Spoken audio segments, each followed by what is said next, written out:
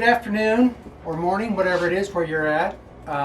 There's a few other things during this series of videos that we thought might be beneficial to young riders and older riders. We want to talk a little bit about tack, a little bit about our preference, and some about the things you need. I'm going to let Heidi start off today with talking a little bit about bits and halters. So like Sid said, my name is Heidi Cernkovic. I'm the 4-H ag agent for Otero County. Sid's our ag agent. So when I'm looking at a bit, specifically one that is useful on a young horse or even useful on an older horse, my go-to would be a snaffle. So I'm going to start with some of these bridles right here.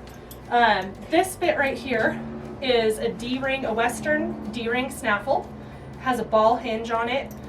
Also the mouthpiece, if you can see, has copper inlay. The bit's made out of sweet iron.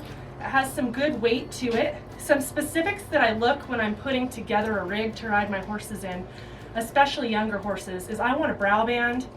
I would like to have a throat latch, some good heavyweight split reins, and then also on a snaffle, especially on a young horse, it really helps to have a bit hobble on that. So as you're looking at your snaffles, this is a pretty basic bit right here. The larger mouthpiece that you have, the increased surface area you have, which distributes the pressure, so that's going to be an easier mouthpiece, as opposed to this bit right here.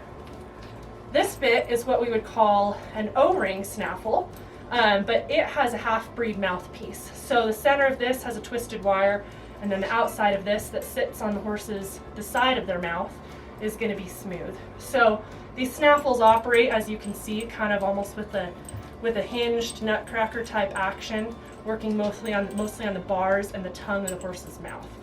Also with this bridle, you'll see a cavesson. Some people call this a mouth shutter, depends on where you're from and what you like to call it. This is a useful tool in horses, kind of teaching them to be a little bit quieter with their mouth. It also kind of helps to hold that bit in the correct placing for horses that are learning to carry it. Another snaffle that we have right here is more of a French link type snaffle with a roller. Now this is a D-ring, a Western D-ring as well, but you'll notice it doesn't have the ball hinge in the center there. It also has some nylon reins, looks like a Makate, with some of these slobber straps right here, and another Western D-ring. So this is a bit that you guys should be able to find anywhere. When you're purchasing tack, something to keep in mind is don't go for the fancy stuff. Go for something that's high quality. You want some weight to that bit. You want good material that bit's made out of. I prefer sweet iron with a copper inlay just because they hold up longer. And your This bit is also a sweet iron with a copper inlay. There you go. I think that's very important. You want that horse's mouth to salivate, and you want them to like the taste of that bit. I am not a fan of polished bits or aluminum bits. And you can find bits, maybe not as common now as you could once, with solid copper mouthpieces. The problem with the copper mouthpiece is that when those horses get to chewing on them, that metal's pretty soft and it will get jagged edges and it will break down. So Sid's got a couple more examples here. As you look at these snaffle bits, this is another D-ring. And you'll notice that this is a nice handmade bit, has a little bit smaller of a mouthpiece. So like I said, something to keep in mind, depending on where your horse is and what you're looking to accomplish, would be the severity of that bit. This one has a leather cavesson with it. Some other bits that we have down here, this is a little bit different. This is going to be a little bit more severe of a snaffle. It's got a smaller, thinner mouthpiece, and this one has some loose O-rings on it. So a useful bit, a nice bridle. Like I said, look for quality in that tack, good quality leather, good craftsmanship in your bits. Going with a well-known bit maker, it's well worth the money and the investment. One final bit that I'll show you guys. It's actually not a bit. This would be a hackamore. And this piece right here, this rawhide piece, is called a bosal. Some people start their colts in these. Typically, if I'm riding a horse, I'll start them in the snaffle and then I'll move them up to this bosal. And what Sid has hung on this is a horsehair Makate. Angora, Actually it's Angora, excuse me. So this is an Angora, a lot softer than horsehair actually. But this is a really high quality tool to use on your horse as well. It has a little bit different of a headpiece. It's typically called a bosal hanger. This one has a nice brow band, although some of them you'll see just have a simple leather strap. So again, a good tool if you're riding young horses or even if you're getting an older horse especially as they kind of start to develop some of those teeth in their mouth. A really neat tool, a good piece of equipment for you to have in your set. One other thing that I wanted to mention before I turn it over to Sid is you'll notice when you look at his wall right here, all of his bridles are hung really neatly, and it looks nice. Sid's a really neat person. He keeps a clean tack room, but this is important not just for looks. It's important to maintain your equipment. You'll notice he's got some actually pretty neat reused cans right here, just tin cans. This will help keep the brow band of your head stall from cracking over time, helps keep a nice shape to it. And the other thing that you'll notice is that all of these bridles, the reins are hung so that they don't have a twist. So you're going to cross both of these reins over the top of that brow band so they're hanging down without a twist. And then you're going to hang that up as such. And what that does, besides look nice, is it keeps your reins in good shape, keeps them hanging correctly so they're not crimped or swinging weird when they're on your horse.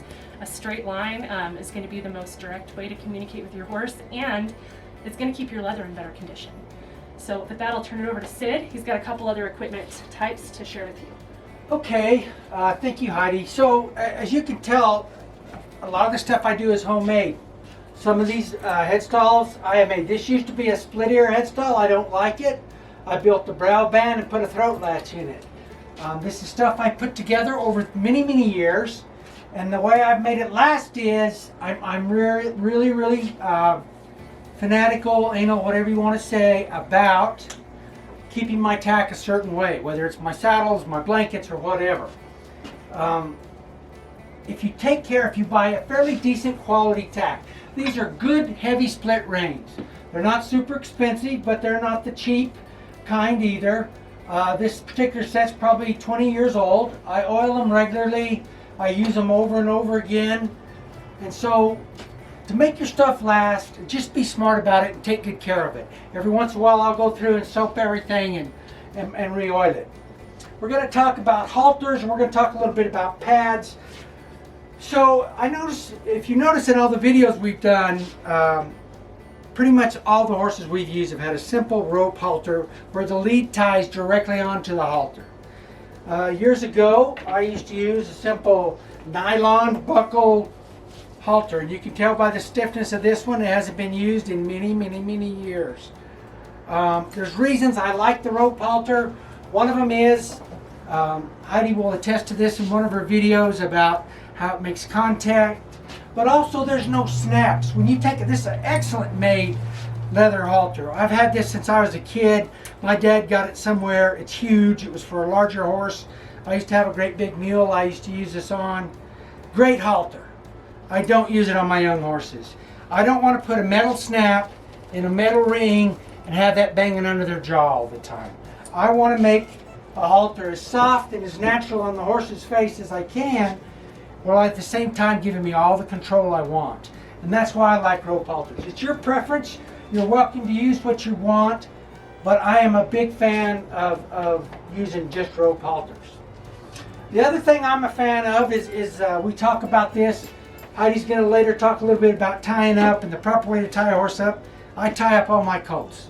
I tie them up high and I tie them up safely, but I tie them up. I want them to learn to stand nice and quiet.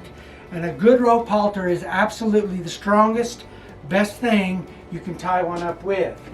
I also like to hobble my horses. So I've got a conventional set of leather hobbles here. Put them on, go around, go through here.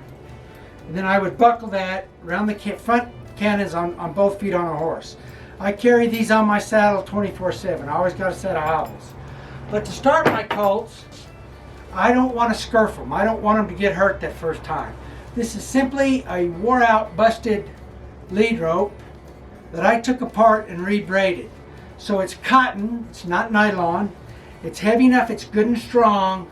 Sometimes they got to bounce around a little bit and find these hobbles, and this won't scurf them. It's a nice, safe way to introduce them to hobbles. And you can use it for other things too. And if you want, you can carry this on your saddle. So we've talked a little bit about bridles, halters, hobbles. Those are some basic things that when you get ready to start your colt, those are some options you'll need. Some of those things you'll have to have. I don't ever start a young horse in any type of a straight curve bit of any kind. I start my horses in a halter and then I move to a snaffle. I like a good quality pad. And if you want to buy some of the new tech pads, that's fine. Make sure they are going to provide your purpose that you want. But this is a 100% wool pad. This pad's like a lot of my tack. It's very old, but it is an excellent pad, and it has the proper protection I need. It's not too thick. It's not too thin.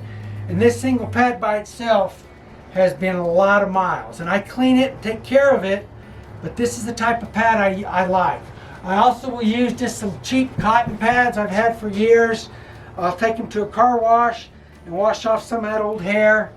I don't want to over pad a horse, but at the same time, I don't want to not have the protection they may need between them and the saddle. We've been talking about equipment, and my better half's probably a better hand at this than I am, but we do things to get colts desensitized, get them broke to standing quietly while we're messing with them.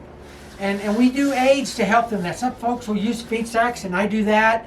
I start with a blanket of some kind, but these are pool noodles, and they're very soft, and they'll bang, but you can reach out and touch somebody with this. The reason I like these is if I get a colt that's a little head shy or something, I can spend my time with them without forcing it on them and get them used to this. And it's been really effective in some of my younger horses, getting them used to being handled around their ears and their face, and you can get them to where you can just go up and bang on them and they're perfectly fine with it. And so it doesn't hurt them, it's soft. If they step on it, they're not going to crunch it. It's just a real useful tool. So this, some blankets, some feed sacks, whatever, use those things to get those horses to where they're going to tolerate a lot more outside disturbances.